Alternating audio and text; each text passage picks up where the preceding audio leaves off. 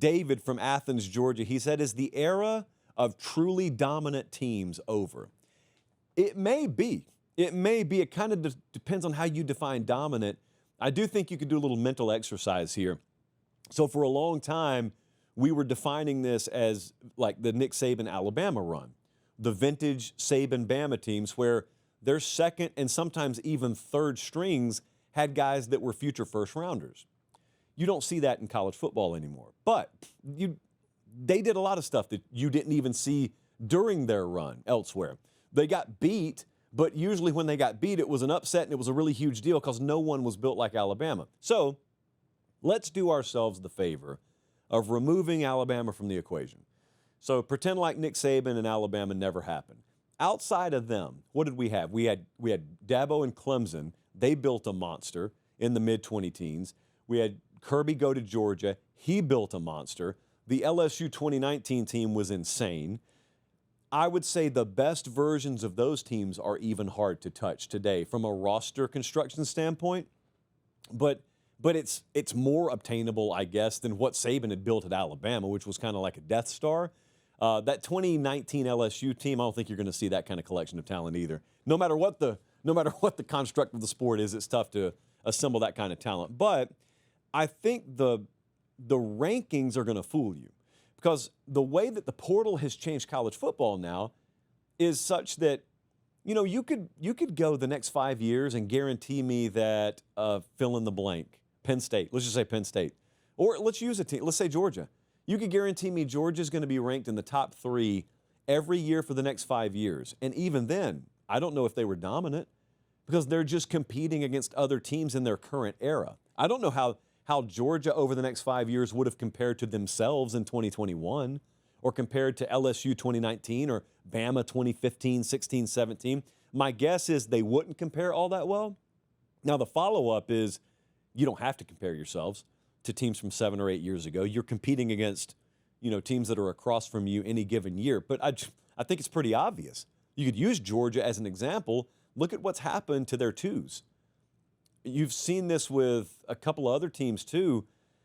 What the portal does, it doesn't so much take your starters, it takes your second layer. So at a place like Georgia, if a starter gets hurt and you used to have a backup that himself would have been starting elsewhere, you're going from a 1 to a 3.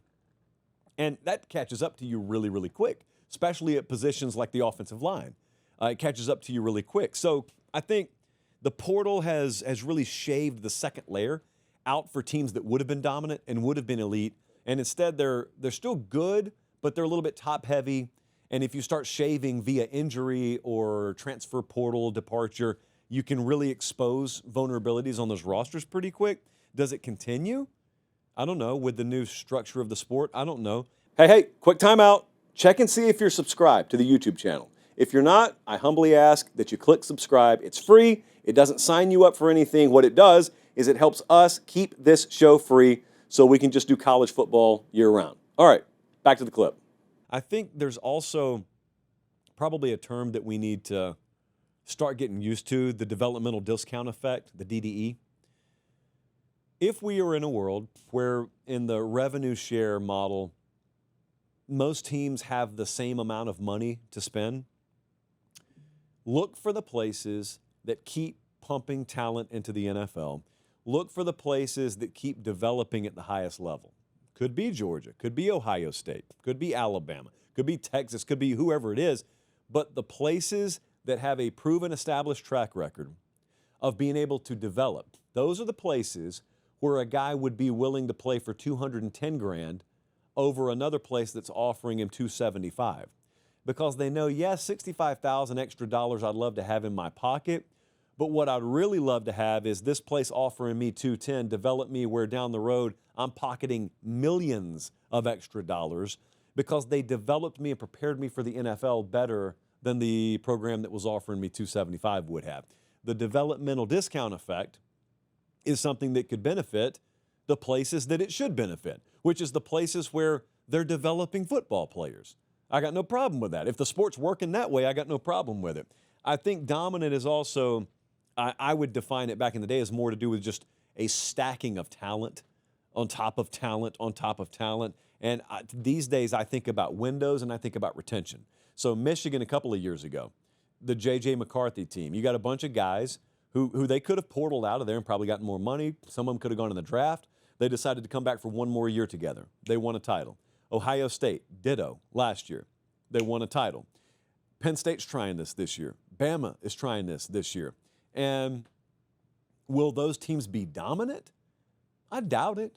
I'm pretty sure they'll each lose. I'm pretty sure they'll each play some close games, and depending on which way the ball bounces and which way injury luck goes for them, that's probably what determines whether they can win a title or not. But are they gonna beat people by an average of 18.5 points per game? Probably not. So yeah, I think probably we're out of that era with dominant teams. But then again, I don't know what the revenue sharing era is going to look like, and I also don't know how enforceable a lot of these rules are.